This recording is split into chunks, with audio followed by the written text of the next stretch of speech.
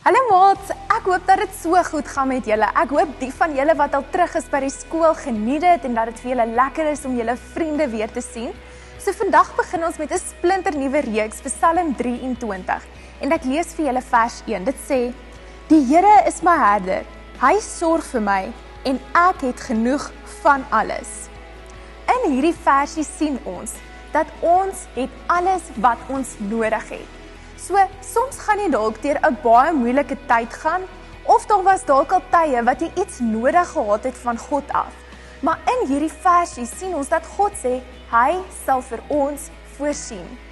So ek wil jou bemoedig, gaan lees die storie van Ester 1 tot by 10, en daar sal jy sien dat daar was 'n tyd gewees waar God se volk, die Jode, deur 'n baie moeilike tyd gegaan het.